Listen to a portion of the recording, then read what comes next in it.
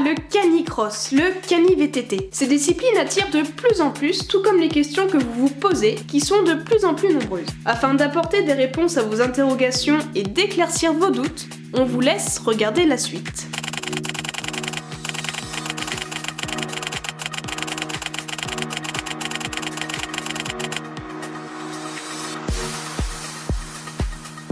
Tous les chiens peuvent se mettre au canicross, mais il est vrai que certaines races ont plus d'aptitude à la discipline. C'est le cas du Gréster, qui est un mélange de braque allemand et de lévrier Greyhound. Vient donc ensuite le braque allemand, ainsi que l'Alaskan. Cependant, si l'on souhaite se lancer concrètement dans la discipline, la race choisie doit être adaptée aux capacités de chacun. Ça ne sert à rien de prendre un braque si l'on a du mal à mettre un pied devant l'autre, ou au contraire de prendre un dog allemand si l'on est naturellement actif. Attention cependant aux brachycéphales, les chiens au nez court qui peuvent avoir des problèmes respiratoires. Toutes les races sont acceptées en compétition, que ce soit des chiens lof ou des croisements. Pour les compétitions, l'âge du chien doit être au minimum de 12 mois pour le canicross et de 18 mois pour le cani-VTT. En effet, il est primordial d'attendre la fin de la croissance pour la grande traction. Cependant, il est possible de faire tracter légèrement son chien avant ses 12 mois sur une courte distance. Le tout étant de respecter son chien dans la progressivité. Concernant la retraite du chien sportif, tout est une question d'être bien dans ses pattes.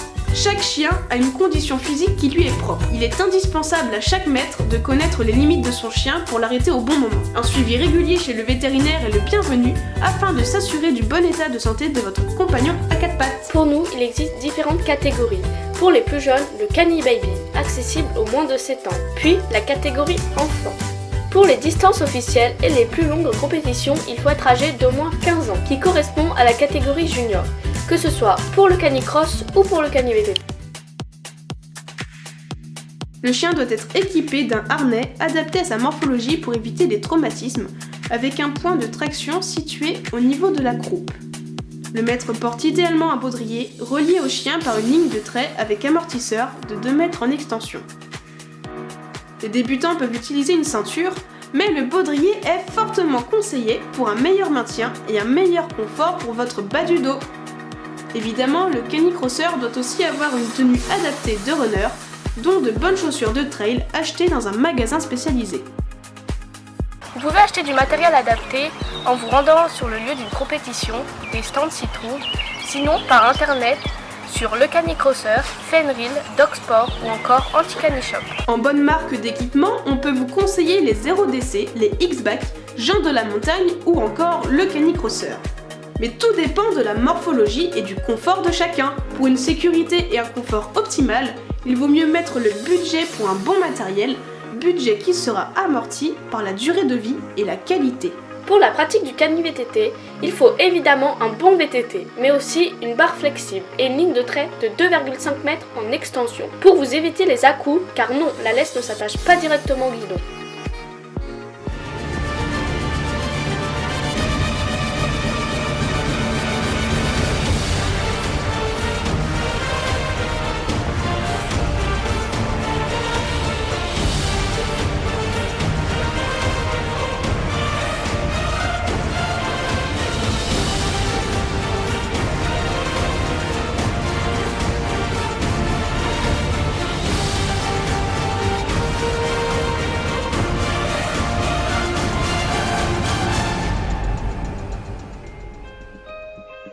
Afin d'éviter les blessures et d'avoir une mobilisation musculaire optimale, il est important de s'échauffer et d'échauffer votre chien avant l'effort.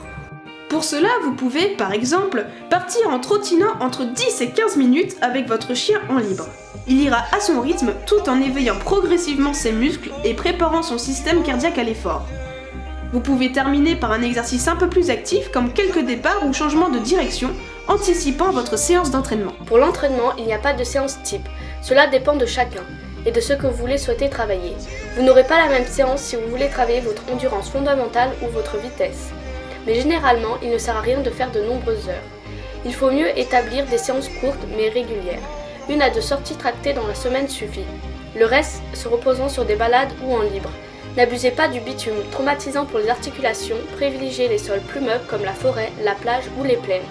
À la fin, n'oubliez pas d'hydrater, d'étirer et de masser votre chien.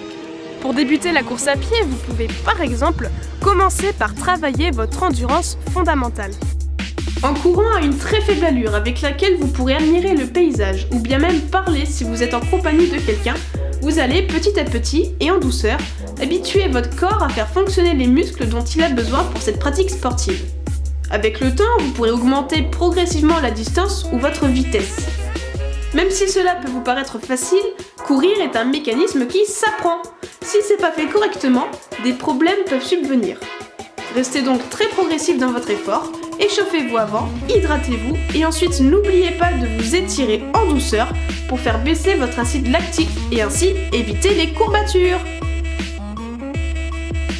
Afin de faciliter la compréhension et la connexion, l'idéal est d'apprendre à son chien divers ordres tels que les directionnels, la gauche et la droite, lui apprendre à relancer, à doubler ou encore à ralentir, ce qui peut être très pratique lors des endroits sinueux comme les descentes. Les ordres sont essentiellement les mêmes en caniveté. Pour faciliter l'apprentissage, on utilise des méthodes positives. Pour apprendre la direction par exemple, soit on peut utiliser un petit exercice avec des plots et des friandises, soit dans l'effort avec la répétition en prononçant l'ordre en même temps que l'action. Pour gagner de l'endurance, privilégiez tout simplement les sorties en libre. Pour garder un chien motivé, avoir une bonne complicité est évidemment primordial, mais il faut aussi toujours penser à le féliciter, à être enjoué, lui prendre un matériel adapté ainsi que pratiquer sur un terrain adapté pour ne pas le dégoûter. Le but étant que votre compagnon associe le plaisir à ses sorties sportives. Le plaisir étant de trouver la symbiose, cette communication non verbale unie dans une même dynamique. Si votre chien sent les odeurs ou fait pipi pendant la course, c'est sûrement car il s'ennuie. Dites-lui clairement non pour l'empêcher, puis motivez-le à avancer. Et n'oubliez pas le petit rituel de le sortir avant la course afin qu'il se soulage et fasse ses besoins. Pour que votre chien différencie la traction de la balade, il vous faut un matériel différent selon ce que vous faites. Le harnais pour la traction, le collier pour la balade et la marche au pied. C'est par cette distinction que progressivement votre chien comprendra et pourra différencier.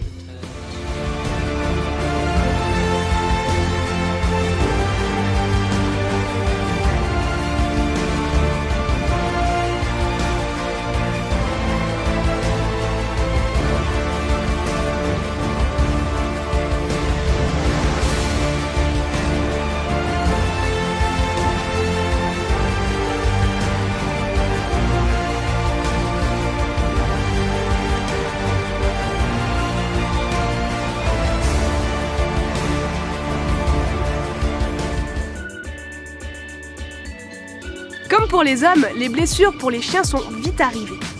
Un terrain accidenté, un mauvais ordre et la rencontre avec un arbre est vite arrivée. D'autres risques ne sont pas à négliger comme le coup de chaleur ou la torsion d'estomac. Ne demandez pas à votre chien un effort trop intense lorsqu'il fait trop chaud et attendez au minimum 4 heures après la prise de son repas. Ensuite, concernant la traction, faire tracter son chien avant la fin de sa croissance lui causerait des troubles au niveau de son squelette et de ses articulations. Pour les coussinets, il n'est pas obligatoire de prodiguer des soins avant ou après une course, tout dépend de sa sensibilité. Cependant, si vous allez sur un terrain abrasif comme le bitume, vous devez nourrir les coussinets de votre chien avec de la graisse. Lors des compétitions, chaque épreuve se déroule avec un même chien. Cependant, un chien ne peut cumuler des épreuves si la distance totale dépasse les 9 km en tout en une journée. Par exemple, si dans une journée, il y a une épreuve de 8 km et une autre de 4 km, vous serez obligé de changer de chien car la distance totale sera de 12 km. Les distances sont variables selon les épreuves et les catégories enfants. En règle générale, il y a un circuit dit court entre 4 et 6 km et un long entre 6 et 8 km en moyenne. 3 fédérations s'occupent de ces disciplines, la FSLC, la FFST et la CNEAC. Diverses compétitions sont importantes sur le sol français, comme les championnats de France FFST, le Grand Prix de France de la CNEAC, le Trophée des montagnes, le Jurassien, le Trophée fédéral terre ou neige de la FFLC, sans oublier la Coupe de France FFST et les Chiens d'or FFLC qui s'effectuent avec un cumul de plusieurs courses, mais également des courses à l'échelle nationale, puis européennes comme l'ECF et les championnats d'Europe et du monde par l'IFSS. Et enfin, pour terminer, il est évident que le maître mot de ces disciplines est le respect. On ne force pas son chien, on ne lui demande pas des choses qu'il ne peut pas faire, on s'adapte à lui, à sa taille, à son allure, à son âge. Nos compagnons nous offrent beaucoup. La relation alors entretenue est indescriptible. Remercions-le à sa juste valeur.